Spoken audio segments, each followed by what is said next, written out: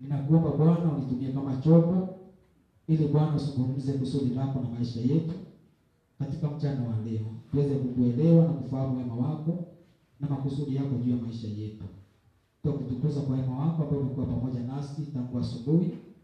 Na hivi Bwana tuko tayari ili kupokea neno lako ambalo ni wakati kwa ajili ya maisha yetu katika mchana huu. Utukufu na heshima toka zikurudie Bwana, kwa sababu unaenda kuzungumza pamoja nasi na kulitimiza kusudi lako. Kwa jina la Yesu Kristo nimeomba na kuamini. Amen. Siku ya leo ni siku ambayo tunafundishana, tunahimizana na kuelekezana kuhusu umuhimu wa kusudi la Bwana katika maisha yetu kama Wakristo, katika maisha yetu kama warokole, kwa ajili ya mpango ulio mwema juu ya maisha yetu ambao Bwana aliupanga tangu mwanzo wa kuiumba dunia. Bwana Yesu asifiwe. Nilikuwa naomba mniruhusu, sijui nitasema ni lesha kiasi, kwa sababu nitakimbia mbio kidogo ili tuweze kuokoa muda na tuweze kupatana, alafu tuweze kuwa na wakati mzuri wa kumeditate kuhusu wema wa Bwana juu ya maisha yetu. Bwana Yesu asifiwe. Ningeomba nisomewe kitabu cha Mwanzo, Genesis chapter 3 verses 5 verses 6 to 13, alafu verse 23. Genesis chapter 3 verse 6 to 13, alafu tutaruka twende verse 23. Nitasoma Mwanzo mlango wa 3 mstari wa 6 hadi 13. Mwanamke alipoona ya kuwa ule mti wafaa kwa chakula, wapendeza macho, nao ni mti wa kutamanika kwa maarifa, basi alitwaa katika matunda yake akala, akampa na mmewe, naye akala. Wakafumbuliwa macho wote wawili, wakajijua kuwa wauchi, wakashona majani ya mtini, wakajifanyia nguo. Kisha wakasikia sauti ya Bwana Mungu akitembea bustanini wakati wa jua kupunga. Adamu na mkewe wakajificha kati ya miti ya bustani, Bwana Mungu asiwaone. Bwana Mungu akamwita Adamu, akamwambia, uko wapi? Akasema, nalisikia sauti yako bustanini, nikaogopa kwa kuwa mimi ni uchi, nikajificha. Akasema, ni nani aliyekuambia ya kuwa uchi? Je, umekula wewe matunda ya mti niliokuagiza usiale?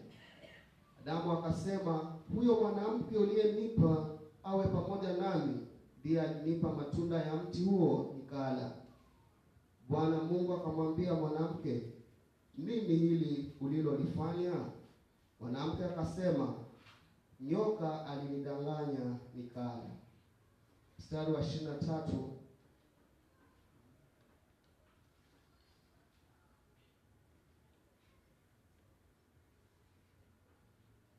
Nasema, kwa hiyo Bwana Mungu akamtoa katika bustani ya Edeni ailime ardhi ambayo katika hiyo alitwaliwa.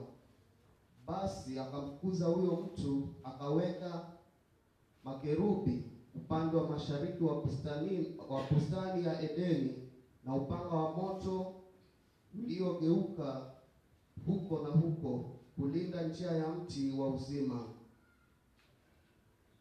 Genesis chapter 6 verse 5 to 8.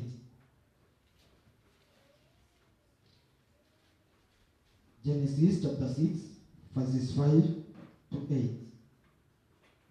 Mwanzo mlango wa 6 mstari wa 5 hadi 8.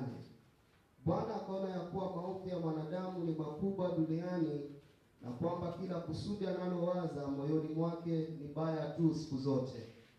Bwana akagairi kwa kuwa amemfanya mwanadamu duniani, akahuzunika moyo. Bwana akasema, nitamfutilia mbali mwanadamu niliyemuumba usoni pa nchi, mwanadamu na mnyama na kitambaacho na ndege wa angani, kwa maana na ghairi ya kwamba nimewafanya. Lakini Nuhu akapata neema machoni pa Bwana. Genesis chapter 11 verse 1 to 8. Ngamba haya maandiko uweze kuyafuatilia vizuri ili usipotee tutakapokuwa tunayaangalia. Genesis chapter 11 verse 1 to 8. Mwanzo mlango wa 11 mstari wa kwanza hadi 8. Nchi yote ilikuwa na lugha moja na usemi mmoja. Ikawa watu waliposafiri pande za mashariki waliona nchi tambarare katika nchi ya Shinari, wakakaa huko. Wakaambiana, haya na tufanye matofali tukayachome moto. Walikuwa na matofali badala ya mawe na lami badala ya chokaa. Wakasema, haya na tujijengee mji na mnara, na kilele chake kifike mbinguni, tukifanyie jina, ili tusipate kutawanyika usoni pa nchi yote. Bwana akashuka ili auone mji na mnara waliokuwa wakiujenga wanadamu. Bwana akasema, tazama, watu hawa ni taifa moja na lugha yao ni moja, na haya ndiyo wanayoanza kuyafanya, wala sasa hawatazuiliwa neno wanalokusudia kulifanya. Haya, na tushuke huko tuwachafulie usemi wao, ili wasisikilizane maneno wao kwa wao. Basi Bwana akawatawanya kutoka huko waende usoni pa nchi yote, wakaacha kujenga ule mji. Genesis chapter 12 verse 1 and 2. Mwanzo mlango wa 12 mstari wa kwanza hadi wa pili. Bwana akamwambia Abrahamu, toka wewe katika nchi yako na jamaa zako na nyumba ya baba yako, uende mpaka nchi nitakayokuonyesha. Nami nitakufanya wewe kuwa taifa kubwa na kukubariki na kulikuza jina lako, nawe uwe baraka. Tuangalie Exodus chapter 3 verses 1 to 10. Exodus chapter 3 verses 1 to 10.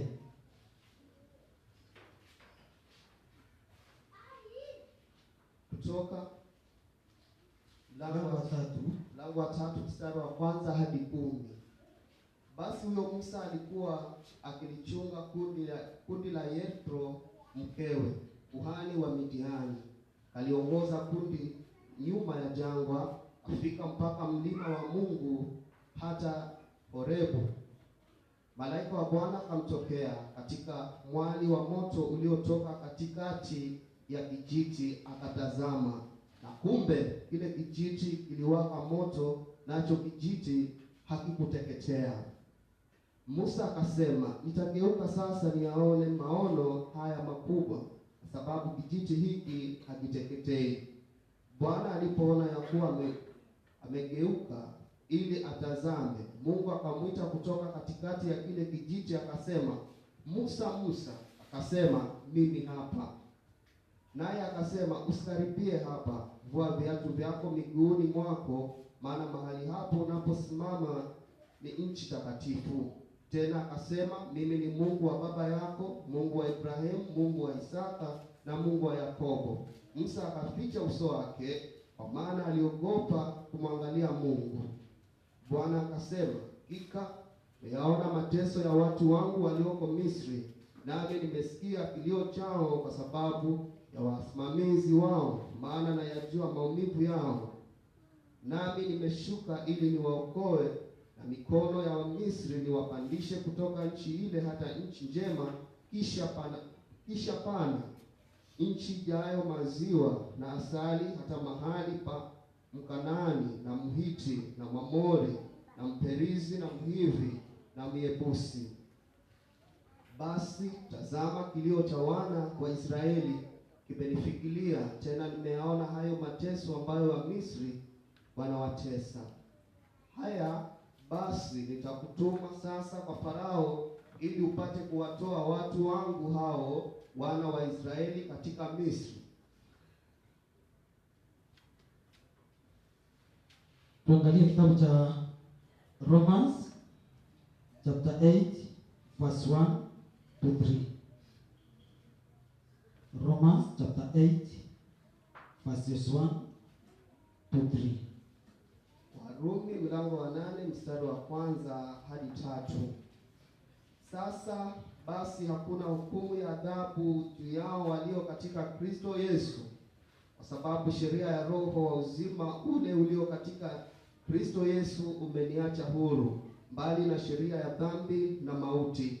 Maana yale yasiyowezekana kwa sheria, kwa vile ilivyokuwa dhaifu kwa sababu ya mwili, Mungu kwa kumtuma mwanawe mwenyewe katika mfano wa mwili ulio wa dhambi, na kwa sababu ya dhambi alihukumu dhambi katika mwili.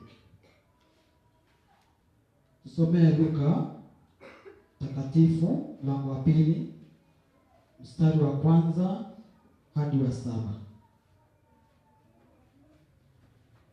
Luka mtakatifu mlango wa 2 mstari wa kwanza hadi 7. Siku zile amri ilitoka kwa Kaisari Augusto ya kwamba iandikwe orodha ya majina ya watu wote wa ulimwengu. Orodha hii ndiyo ya kwanza iliyoandikwa hapo Ireneo alipokuwa liwali wa Shamu. Watu wote wakaenda kuandikwa, kila mtu mjini kwao. Yusufu naye aliondoka Galilaya toka mji wa Nazareti, akapanda kwenda Uyahudi mpaka mji wa Daudi uitwao Bethlehemu, kwa kuwa yeye ni wa mbari na jamaa ya Daudi,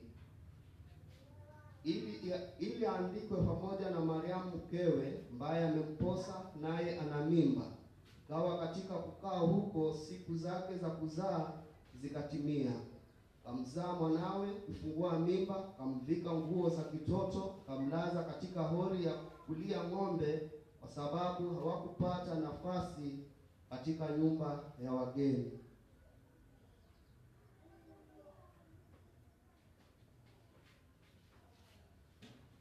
Bwana Yesu asifiwe.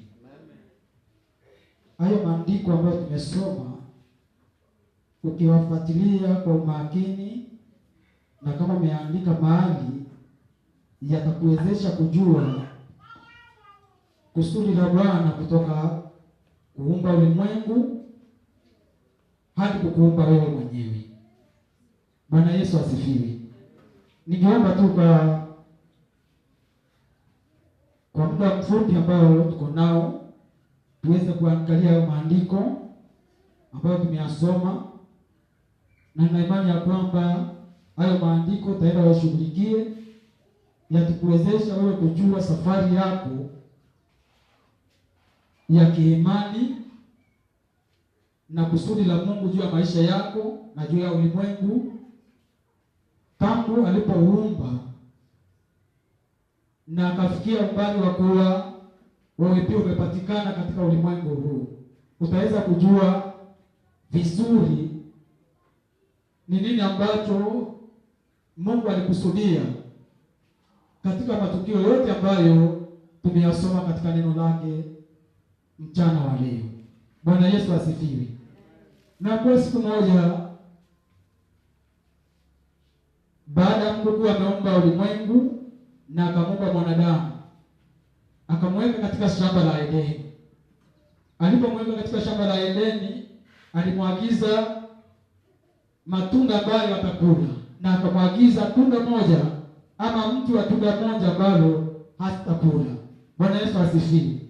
Lakini mwanadamu akawa mkaidi, ya kwamba katika matunda yote aliyokuwa ameruhusiwa kula, aliona ni vizuri awe mkaidi, aliona ni vizuri awe disobedient, aliona ni vizuri ajaribu Mungu wake, ajue ni kwa nini tunda hili aliambiwa asikule.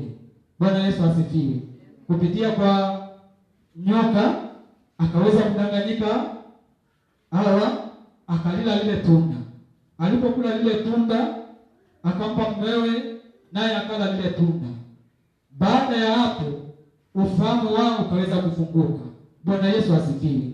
Ufahamu wao ulipoweza kufunguka, wakajiona wako uchi, wakajiona hawana nguo, wakaanza kutengeza vitu badala ili kuweza kujifunika uchi wao. Bwana Yesu asifiwe. Baada ya kutenda dhambi, Bwana Yesu asifiwe, kwa maana kula lile tunda walitenda kile Mungu alikuwa amewaambia wasitende. Walikuwa wameambiwa wasile tunda la mti ulio katikati, lakini wakalila.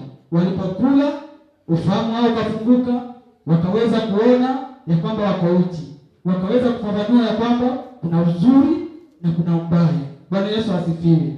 Hapo wakawa wamekatiza kusudi la Mungu na wao, ya kwamba kusudi la Mungu na maisha ya mwanadamu ilikuwa ni kwamba mwanadamu ampe Mungu ibada, mwanadamu aweze kuwa na ushirika na Mungu. Na tunaona ya kwamba Mungu alipoteremka, aliposhuka kutoka mbinguni, si kwamba Mungu hapo ameona wakila lile tunda, si kwamba Mungu hapo anafahamu ya kwamba wamekula lile tunda, lakini alikuwa na kusudi ya kwamba alitenda kusudi lake kwa sababu wamekaidi amri yake.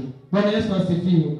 Mungu akateremka na akawapata wamejificha, na kwamba hawapatikani katika uwepo wa Mungu kama ilivyokuwa awali, kama ilivyokuwa kusudi la Mungu. Kwa maana ni kusudi la Mungu la kukuumba, la kuniumba ni kwamba tuwe na ushirika naye, tutembee naye kwa karibu, tutembee naye kwa pamoja, tumpe sifa, tumpe utukufu, tumwabudu yeye. Lakini tunaona hapa kupitia kwa ukaidi, kupitia kwa Adamu na Hawa kulitenda lile waliokuwa wasilitende, ushirika huu ulikatika.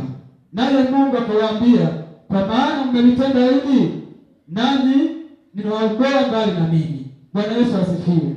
Tunaona Adamu akiondolewa katika shamba la Edeni, na shamba lile tumeona ya kwamba liliweka ulinzi ulio mkali, ambao tunaambiwa hata siku ya leo hakuna mtu aliwahi kuweza kufika katika lile shamba. Bwana Yesu asifiwe. Wanasayansi wamejaribu, lakini hawajaweza mpaka siku ya leo, kulingana na ulinzi ambao Mungu aliuweka kwa sababu ya tendo hili la Adamu na Hawa kumuasi yeye, kulitenda aliyowaambia msilitende. Bwana Yesu asifiwe. Baada ya hapo Adamu aliweza kuendelea kuwa na kizazi, aliendelea kusaana, na tunaambiwa kwamba katika nafasi ya somo la pili, Genesis ama Mwanzo 6:5-8, kizazi hiki cha Adamu kikaendelea kuwa kiofu, kikaendelea kutenda dhambi zaidi, kwa maana baba yao Adamu alipanda ile mbegu na ikaweza kutambaa kwa kizazi chake. Lakini Mungu akaona mtu mmoja katika kile kizazi ambaye aliitwa Noa. Akaona mtu huyu angaa anaweza nikamtumia kurejesha kusudi langu na mwanadamu. Akamuita Noa, akamwambia Noa, ninataka nikutumie kujenga safina ili nimalizane na uzao huu ambao umekuwa mwovu, ambao umenikaidi kutokana na tendo ambalo wazazi wao walitenda, ili niweze kuondoa uzao huo, nijenge uzazi kutokana nawe, ili niweze kurejesha kusudi langu na mwanadamu. Bwana Yesu asifiwe. Noa akaanza kusudi la Bwana, akalijenga safina. Alipomaliza kujenga safina, kama vile Mungu alikuwa amemwagiza, akaweza kuchukua wanyama wawili kama vile Mungu alikuwa amemwelekeza.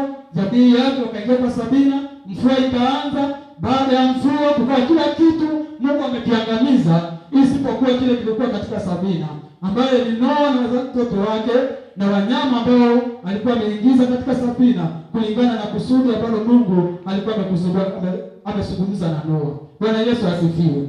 Baada ya mvua, Noa akatoka katika safina na wakaanza maisha ambayo Mungu alikusudia kwamba kutokana na Noa nitajinulia kizazi ambacho kitaweza kunihofu, kitaweza kunitii, kitaweza kunisikiza, kitaweza kutenda lile ambalo nimekusudia. Bwana Yesu asifiwe. Kizazi hiki cha Noa kikaweza kuwa kinaongezeka, kikaweza kuwa kinapanuka, lakini kikaanza kikakosea pia, kwa maana kulikuwa na mzizi wa uasi ambao ulianziwa na Adamu. Bwana Yesu asifiwe. Kando na kuwa Noa alikuwa mwadilifu, lakini uzao wake ukaanza kuwa mpotofu na ukaanza kukusudia kinyume na mapenzi ya Mungu. Siku moja wakasema ya kwamba na tujenge mnara ili tuweze kujijengea jina, mnara ambao alikusudia wajenge umfikie Mungu. Bwana Yesu asifiwe. Shida ya kujenga mnara haikuwepo. Dhambi kujenga mnara haikuwepo. Lakini kilichokuwa shida kubwa kwa Mungu ni dhamira waliokuwa nayo, ni kusudi waliokuwa nao katika kujenga dhabina. Bwana Yesu asifiwe. Walisema ya kwamba na tujenge dhabina na tujenge mnara ili tuweze kujitengezea jina. Naye Mungu amesema hayuko tayari kushiriki utukufu wake na mwanadamu, lakini uzao wa Nuhu ukakusudia kushiriki utukufu wa na Mungu. Bwana Yesu asifiwe. Mungu akawa amekasirika na kizazi hiki cha Noa. Bwana Yesu asifiwe. Kwa nini Mungu alikasirika? Kwa sababu kizazi cha Noa kilikusudia ya kwamba kishiriki utukufu wa Mungu, ambapo alisema ajenge mnara ili waweze kujitengezea jina, tena ule mnara uweze kumfikia mbingu. Bwana Yesu asifiwe. Mungu akasema ya kwamba yamkini ushirika wa watu, umoja wa watu waweza kutimiza kusudi lao. Mungu akawa mbinguni akakasirika na akaleta kuchanganyikiwa kwa wale watu waliokuwa wakijenga ile safina, ile taa, wakaweza kuchanganyikiwa. Mjenzi akiitisha mtu wa mkono chuma analeta jiwe, akiitisha simiti analeta mawe, wakachanganyikiwa. Akaleta ndimi tofauti, waliokuwa wakiongea kwa dini moja wakaanza kuongea kwa lugha nyingi. Bwana Yesu asifiwe. Ndio maana kutoka wakati huo ulipatikana Mkamba, ukapatikana Mkikuyu, ukapatikana Mjaluo, ukapatikana Mdigo, ukapatikana Mguruma, kwa sababu kulikuwa na kusudi ambalo liliweza kuingia katika mawazo ya mwanadamu, lililokuwa na kinyume na kusudi la Mungu, kuchukua ama kushia utukufu wa Mungu na mwanadamu. Bwana Yesu asifiwe. Hapo ujenzi ukanyamazishwa, wote wakaweza kusabaratika na kila mtu akachukua njia yake, wakatawanyika na ule mnara ukaweza kusimama na kuendelea tena. Bwana Yesu asifiwe. Ninaomba ufuatilie kusudi la Mungu na maandiko haya ili uweze kujua kutoka kwa mwanzo ilikuwaje kwa Adamu, kutoka kwa Adamu ilikuwaje kwa Noa, kutoka kwa Noa ilikuwaje kwa Abrahamu, kutoka kwa Abrahamu ilikuwaje kwa Musa, kutoka kwa Musa ilikuwaje kwa Kristo. Bwana Yesu asifiwe. Ni vyema kama muumini uweze kuwa na flow ya kusudi la Mungu na maisha yako kutoka mwanzo hadi mahali umefika. Bwana Yesu asifiwe. Watu wakatawanyika, kila mtu na lugha yake, akaenda kusini, mtu na lugha nyingine akaenda kaskazini, mtu na lugha nyingine akaenda mashariki, na wakaanza kufuatana. Bwana Yesu asifiwe. Tumeangalia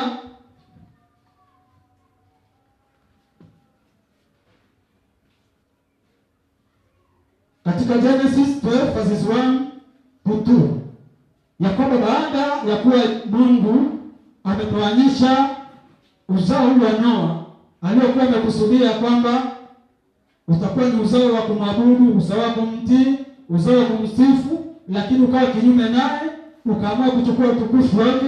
Aliposabaratisha na akaweza kuwatawanyisha, akaangalia katika ule uzao kwenye uliweza kusambaa katika ulimwengu, akaona mtu mmoja katika ule uzao, akaona mtu mmoja ambaye aliitwa Abrahamu. Mtu huyu Mungu akaweza kumuita ili aweze kumtumia akurejeshe katika kusudi lake alilokuwa nalo, akimuumba Adamu na Hawa katika ulimwengu. Bwana Yesu asifiwe. Akamuita Adamu, akamuita Abrahamu, akamwambia Abrahamu, ondoka katika nyumba ya baba yako uweze kwenda katika nchi ambayo nitakuonyesha, nchi ambayo nitakuelekeza. Na Abrahamu akamtii Mungu, akaondoka katika nyumba ya baba yake, akaenda mahali ambapo Mungu alikusudia aweze kwenda na kukutana naye ili alitimize kusudi alilokuwa nalo katika mwanzo, kuumba ulimwengu. Bwana Yesu asifiwe. Mungu akamwahidi Abrahamu, akamwambia ya kwamba wewe nitakubariki, uzao wako utakuwa ni kama nyota za angani, utakuwa ni kama mchanga wa baharini, nitakubariki na mali, nitakubariki na uzao, nitakubariki na mali. Na Mungu akawa amefanya ahadi na Abrahamu. Bwana Yesu asifiwe. Abrahamu uzao wake uliweza kubarikiwa sawa sawa na Mungu alivyokuwa amemwahidi Abrahamu. Bwana Yesu asifiwe. Katika uzao wa Abrahamu Mungu akawa amejichagulia mtu mmoja ambaye aliitwa Yakobo. Bwana Yesu asifiwe. Mtu huyu ambaye aliitwa Yakobo, tunajua historia yake. sitaweza kufafanua ama kwenda deep katika Exodus kwa sababu ni mambo makubwa na mengi ambayo yalitendeka, lakini ninaomba uchukue muda wako ili uweze kujua kutoka kwa Exodus tunaingia vipi katika kitabu ambacho tunaita New Testament. Bwana Yesu asifiwe. Kwa hivyo kutoka kwa Yakobo ambaye ni ahadi kutoka kwa Abrahamu ambaye Mungu alikuwa amepeana akaweza kuwa na uzao. Siku moja sawasawa na vile Mungu alipokuwa amemwambia Abrahamu, uzao wa Yakobo ukaenda Misri. Ulipoenda Misri, wakaweza kukaa kule, wakaweza kuzaana kule, wakaweza kuwa jamii kubwa, na ikawa jamii ambayo ilitishia mji ule wa Misri. Bwana Yesu asifiwe. Siku moja Farao akasema, yamkini watu hawa wanaweza wakatugeuka. Bwana Yesu asifiwe. Ilikuwa ni mpango wa Mungu kuweza kuwaokoa wana wa Israeli kutoka nchi ya Misri, waweze kwenda katika nchi ya Kanaani, waweze wakamwabudu. Mungu akamwita Musa, akamwambia ya kwamba nimesikia kilio cha wana wa Israeli. Bwana Yesu asifiwe. Nimeona mateso ya wana wa Israeli, nimesikia maombi yao, na nimekumbuka agano langu na baba yao Abrahamu. Na hivi leo Musa, nataka nikutume ili uende uwaokoe wanangu wa Israeli, kwa sababu ni agano langu na baba yao Abrahamu. Bwana Yesu asifiwe. Na Musa katika somo ambalo tumesoma tukamwona ya kwamba akaona msitu unawaka moto lakini hauteketei. Ndipo Mungu akaweza kumtuma na Musa akakubali kufanya vile Mungu alivyokuwa amemwagiza. Akaenda kwa Farao, akazungumza na Farao katika ukaidi mwingi wa Farao, lakini akaweza kufanikiwa kuondoa wana wa Israeli kutoka kwa mikono ya Farao. Wana wa Israeli wakaona mambo makubwa, mambo makuu Mungu akiyatenda katika maisha yao safarini. Wakaona ya kwamba bahari ilifunguka, wakaweza kupita katika nchi kavu. Wakaona ya kwamba maji yaliweza kutoka katika mwamba wakayanywa. Wakaona ya kwamba walikula mikate wakiwa jangwani, mahali hapakuwa na bakery. Wakala nyama jangwani, mahali hapakuwa na butchery. Lakini haya yote kwa sababu ya ukaidi ambao baba yetu Adamu aliyokuwa ameufanya. Watoto hao wa Yakobo hawakuondokewa na ukaidi ule, lakini wakaanza kuwa kinyume na Mungu wao. Bwana Yesu asifiwe. Siku moja Musa akiwa ameenda mlimani kukutana na Mungu, kupewa testament, hata kupewa agano ama law ya kwamba hizi ndizo zitakuza kuongoza wana wa Israeli, kwa sababu hapo mwanzo walikuwa wana framework, walikuwa na lolote la kuongoza. Walikuwa naenda tu kulingana na vile wanaambiwa na Musa, kulingana na vile wameambiwa na yule ambaye anawaongoza. Lakini Mungu akakusudia kwamba apeane vitu ambavyo vitaweza kuelekeza watu hawa kujua moyo wangu. Bwana Yesu asifiwe. Musa alipokuwa akirudi, alipata wana wa Israeli wamekuwa wakaidi, hata vitu ambavyo ni vya thamani ambavyo alikuwa amepeana kutoka kwa Waisraeli, kutoka kwa Wamisri, wamevitumia na kutengeza dama ambao alisema huyu ndiye Mungu ambaye ametutoa Misri. Bwana Yesu asifiwe. Ukaidi ambao ulikuwa ni wa hali ya juu sana. Wanajua vizuri Mungu ambaye aliwatoa Misri ni Mungu wa Musa. Bwana Yesu asifiwe. Lakini leo wanatengeza miungu ambayo ni kutoka kwa kiungo ambavyo wameunganisha kutokana na jewelry, kutokana na earrings, kutokana na necklace ambazo walitoka nazo kwa wana wa Misri. Wakatengeza ng'ombe na wakasema huyu ndiye Mungu aliyetutoa Misri. Bwana Yesu asifiwe. Mungu akaudhika sana na wana wa Israeli na akaanza mpango mwingine, kwa sababu aliona kwa kweli uzao huu ni ule ambao umerithi ukaidi wa baba yao Adamu, umerithi ukaidi wa baba yao ya mama yao Hawa. Bwana Yesu asifiwe. Baada ya matukio mengi jangwani, baada ya kazi kubwa Mungu aliyoifanya na wana wa Israeli, lakini hawakuridhika, hata mioyo yao kugeuka na kuweza kukubali kumpa Mungu ibada ya mioyo yao. Hawakukubali mioyo yao kurekebishika, mioyo yao kuweza kuumbwa na kuelekeza utukufu kwa Mungu, kuelekeza ibada yao kwa Mungu. Lakini waliendelea kupishana, kuwa wakaidi, kuyatenda mambo ambayo Mungu aliwaambia wasitende. Bwana Yesu asifiwe. Ikafikia mahali Mungu akiwa mbinguni wakaulizana tutafanyaje. Bwana Yesu asifiwe. Wakaulizana katika kikao chao ambacho tunajua ya kwamba Mungu ni utatu, ya kwamba ni Roho, Mwana na Mungu Baba. Bwana Yesu asifiwe. Wakakuwa na jambo moja ambao walipatana. Wakasema ya kwamba kwa sababu tumeyajaribu haya yote na kusudi letu ya kwamba mwanadamu atuabudu, ya kwamba sisi tuwe na ushirika na mwanadamu, halitaweza kufaulu sawasawa na makusudi tuliyokuwa nayo tukiumba ulimwengu. Unaenda kumtuma mwana wetu Yesu Kristo ili aje duniani aweze kuwa dhabihu ya kuondoa yote ambayo yalitendeka kutoka kwa Adamu hadi kwa wana wa Israeli. Bwana Yesu asifiwe. Ndipo tumesoma neno la Mungu ambalo tumesoma katika Warumi mlango wa 8 mstari wa 1 hadi wa 3. Na tunaona neno linatuambia kwamba naye Mungu akawa na mpango mwingine badala. Bwana Yesu asifiwe. And God had a different plan upon human being. Huu mpango ulikuwa ni kumtoa mwanawe Yesu Kristo ili aje duniani awe dhabihu, awe sadaka ya kuondoa dhambi ambazo zilikuwa zimetendwa na mwanadamu, aanze upya na maisha ya mwanadamu. Bwana Yesu asifiwe.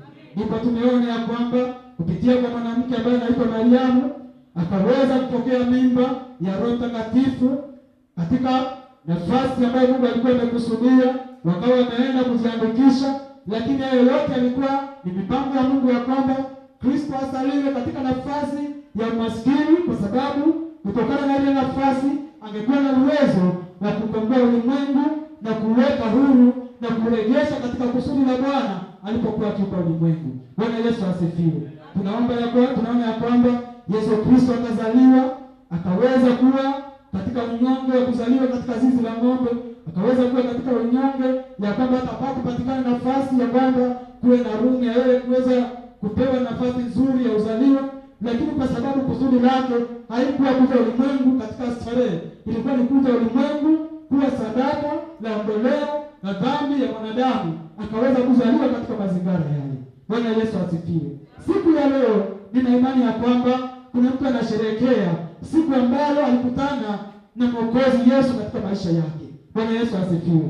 Tunaposherehekea kwamba siku ya Jumatano ni siku ambayo ilikubaliwa na wale waliotutangulia, walioandika vitabu hivi, na wakasema siku hii ndio siku tutakayokuwa tukisherehekea kuzaliwa kwa Mwokozi Yesu.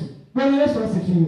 Kuna mtu anaweza kuinuka na maswali mengi ya kwamba siku hii ilitoka wapi, na kwamba siku hii ni nani aliileta, lakini kama wewe ulivyoambiwa siku ya kuzaliwa na hukushuhudia, uiamini hiyo siku ya 25 na iwe ni hivyo, kwa sababu pia wewe hauna ufahamu zaidi ya hayo. Bwana Yesu asifiwe. Tunaamini ya kwamba siku hii Kristo alizaliwa na kukaanza kuwa na ukombozi katika ulimwengu. Bwana Yesu asifiwe.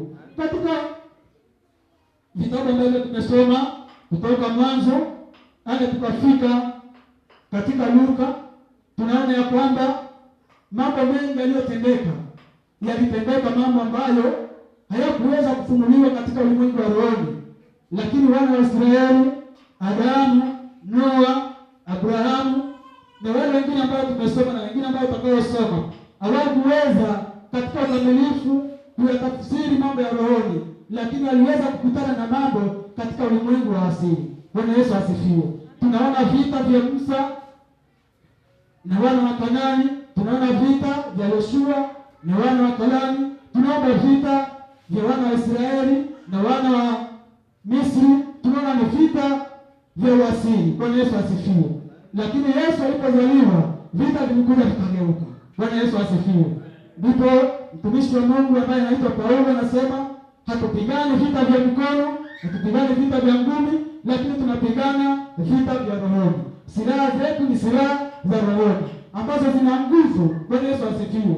Kwa maana silaha za kwanza zilikuwa ni silaha za mkono, zilikuwa ni silaha za panga, zilikuwa ni silaha za kobeo, zilikuwa ni silaha za mikuki, na hazikuweza kusabaratisha ngome za adui. Bwana Yesu asifiwe. Lakini saa hizi baada ya Kristo kuzaliwa tukaweza kuanza vita mpya. Bwana Yesu asifiwe. Ya kwamba una uwezo ya kwamba kabla vita vitakuja katika uasili, una uwezo wa kudili nazo zikiwa katika roho na ukamalizana nazo. Bwana Yesu asifiwe.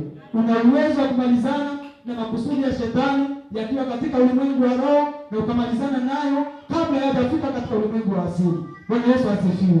Naye Yesu kuja kwake ulimwenguni alitupa nguvu, alitupa uwezo, alitupa mamlaka kuweza kupigana, kuweza kushinda, kuweza kutekova chochote ambacho shetani alikuwa amekuchukua kutokana na ukaidi wa baba yetu Adamu. Bwana Yesu asifiwe. Hivyo siku ya leo ninaomba mteule wa Mungu, naomba msichana uliye hapa, naomba mama uliye hapa, naomba mzee uliye hapa, siku ya leo kama huko umefahamu aliye ndani mwako ni mkuu zaidi aliye katika ulimwengu. Bwana Yesu asifiwe. Una uwezo wa kuweza kupambanua mambo yaliyo katika ulimwengu wa roho, una uwezo wa kupigana nayo, una uwezo wa kutekova na kuyaweka huru maisha yako katika jina la Yesu Kristo. Kwa maana Yesu alizaliwa katika maisha yako, Yesu amezaliwa katika maisha yangu, Yesu amezaliwa katika maisha ya mwanadamu, na yeyote ambaye atakubali ya kwamba ampokee huyu Yesu anapewa uwezo. Bwana Yesu asifiwe. Nina imani ya kwamba yule ambaye amekaa mahali hapa amekubali Yesu Kristo kama Mwokozi na mkombozi wa maisha yake, ili aondokee vita vya kupigana vya asili, aondokee vita vya ngumi, aondokee vita vya mgomo, aondokee vita vya mikuki, aondokee vita vya visu, aingie katika vita vya kiroho. Bwana Yesu asifiwe. Kwa maana ni vita ambavyo tumehakikishwa ushindi, kwa maana tumepewa uwezo, tumepewa mamlaka kuweza kuchukua na kuteka chochote ambacho kimeinuka kinyume nasi. Bwana Yesu asifiwe.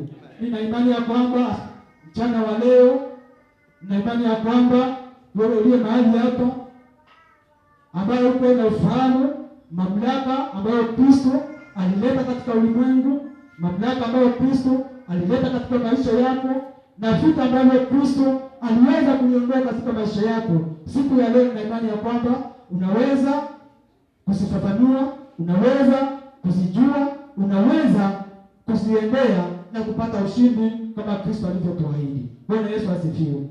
Tumetangaza ya kwamba siku ya Jumatano tutakuwa tukisherehekea kuzaliwa kwa Kristo mahali hapa usiku, lakini ningeomba siku ya leo ya kwamba katika moyo wako, katika maisha yako ujiulize jambo hili. Ni kweli Mungu alimtoa mwanawe wa pekee akaja hapa ulimwenguni akafanyika dhabihu kwa ajili ya kuondoa dhambi za ulimwengu? Ujiulize ya kwamba huyu Yesu ambaye aliyetolewa akiwa dhabihu, akiwa sadaka ya ondoleo la dhambi, ameondoa dhambi katika maisha yako, amekuwa Kristo katika maisha yako. Bwana Yesu asifiwe. Usije ukasherehekea Yesu aliye ndani mwangu na yumo ndani mwako. Bwana Yesu asifiwe. Itakuwa ni hasara kubwa. Ni vizuri usherehekee Kristo aliye ndani mwako. Ni vizuri usherehekee kuzaliwa kwa Kristo ambaye ameweza kuzaliwa ndani mwako. Bwana Yesu asifiwe. Tutakuwa tunasherehekea kukumbuka. Bwana Yesu asifiwe. Na ni vizuri kama Kristo amezaliwa ndani mwako, usherehekee kukumbuka ya kwamba Kristo alizaliwa ndani mwangu, na mimi niliyekuwa nasumbuliwa na hasira, kutoka Kristo azaliwe ndani mwangu, hasira haikunisumbua tena. Mimi ambaye niliyekuwa nasumbuliwa na wizi, kutoka Kristo azaliwe ndani mwangu, sitasumbuliwa na wizi tena. Mimi ambaye singekaa siku 2-3 sitaenda jela, kutoka Kristo azaliwe ndani mwangu, sitaenda jela tena. Bwana Yesu asifiwe. Ni wakati wa kusherehekea mambo kama hayo, kama mtu ambaye ampokea Kristo katika maisha yake. Na yule ambaye hujapokea, ni nafasi nzuri uweze kupokea. Ili tunaposherehekea kuzaliwa kwa Kristo katika maisha yetu, kuzaliwa kwa Kristo katika ulimwengu, nawe pia uweze kumsherehekea kuzaliwa kwa Kristo katika maisha yako. Bwana Yesu asifiwe. Ni vizuri sana ya kwamba usherehekee Kristo ambaye amezaliwa kwa watu wengine, lakini usherehekee Kristo ambaye amezaliwa katika maisha yako. Akwamba Kristo atakuwa mwana, anakuwa Mwokozi na anakuwa mkombozi wa maisha yako. Uanze maisha mapya na Kristo. Uanze maisha mapya na Yesu Kristo. Uanze maisha mapya ambayo Kristo amekusudia ndani mwako. Bwana Yesu asifiwe. Nina imani ya kwamba unajioji moyo wako, na imani ya kwamba unatafakari makusudi ya Bwana tangu alipozaliwa katika maisha yako, tangu ulipompokea katika maisha yako. Ni wakati ambao ni mzuri katika season ambayo tunasema ni ya Krismasi, kutafakari wema wa Bwana tangu ulipompokea, tangu uliposema, ulipokiri na ukasema ya kwamba umepokea Kristo kuwa Mwokozi na mkombozi wa maisha yako. Utafakari kutoka siku ile ni yapi ambayo umetenda katika maisha yako. Bwana Yesu asifiwe. Itakuwa ni furaha kubwa sana utakapokuwa unaweza kuona mengi na makubwa ambayo yametenda. Itakuwa ni wakati mzuri. Bwana Yesu asifiwe. Inakuwa ni furaha sana wakati hata kama ni birthday ya mtoto, unaposherehekea mtoto amefika miaka 10 na ukimwangalia kwamba ulipokuwa unampata hospitalini ama ulipompata nyumbani alikuwa ni mtoto mdogo, lakini saa hizi mtoto anatembea, saa hizi mtoto unaweza kutuma, saa hizi mtoto anaweza kujifanyia mambo. Inakuwa ni furaha katika moyo wako. Bwana Yesu asifiwe. Vivyo hivyo katika maisha yako ni vizuri uangalie, uassess maisha yako tangu Kristo alipozaliwa katika maisha yako. Umekuwa kiasi gani? Bwana Yesu asifiwe. Ni nafasi gani ameweza kuteka kwa maisha yako? Kuna nafasi ambayo ameweza kumiliki, ni nafasi ya kusherehekea nafasi hiyo. Bwana Yesu asifiwe. Nina imani ya kwamba kuzaliwa kwa Kristo katika maisha ya ulimwengu, kuzaliwa kwa Kristo katika maisha yako na kusherehekea kwa mpango huu ambao Kristo aliweza kutimiza ya kukomboa ulimwengu kutoka kwa dhambi, kutoka kwa minyororo, kutoka kwa mamlaka ya dhambi, na akaweza kutupa uhuru wa kusema hapana kwa dhambi na kuishi maisha ya utakatifu. Bwana Yesu asifiwe. Nina imani ya kwamba moyo wako katika season hii, ukiwa peke yako, ukiwa katika wakati wako, Bwana Yesu asifiwe, ni vizuri kama mwokovu, ni vizuri kama muumini usiwe katika mbiu miaka yote, usiwe katika mbiu na kila siku, usiwe katika mbiu wiki nzima. Kuwa na nafasi ya ngaa hata ya siku moja, kuwa na nafasi ya ngaa hata ya masaa kiasi, uweze kutafakari wema wa Bwana, uweze kutafakari, uwe na ushirika na Mungu wako, uwe na ushirika na huyu Kristo, uwe na nafasi ya binafsi. Bwana Yesu asifiwe. Usiwe nafasi yako tu wakati tuko hapa kanisani. Bwana Yesu asifiwe. Na utaweza kujua ya kwamba umefika wapi na huyu Kristo, na utakuwa na nafasi ya kumsherehekea katika maisha yako. Bwana Yesu asifiwe. Nina imani ya kwamba utaenda kulifanya hili tutakapokuwa tukikumbukana ama tukisherehekea siku ya Jumatano. Nina imani ya kwamba tutamsherehekea katika njia tofauti, kwa maana tutamsherehekea kutokana na jinsi atakavyokuwa, kutokana na maisha yako. Bwana Yesu asifiwe. Utamsherehekea kutokana na vile ambavyo utaona wema wake na ukuu wake ambao ametenda juu ya maisha yako tangu alipokuokoa. Bwana Yesu asifiwe. Ni nafasi nzuri ambayo Bwana amepeana kwa ajili yetu, tuweze kutafakari maisha yetu, tuweze kutafakari wema huu wa Bwana, tuweze kutafakari mapenzi haya ya Mungu juu ya maisha yetu, na tuone yamekuaje katika maisha yetu. Ukiona ni mema, ni vizuri uyasherehekee, mpe Mungu sifa, mtukuze, umwabudu, kwa maana ameyatenda na azidi kuyatenda.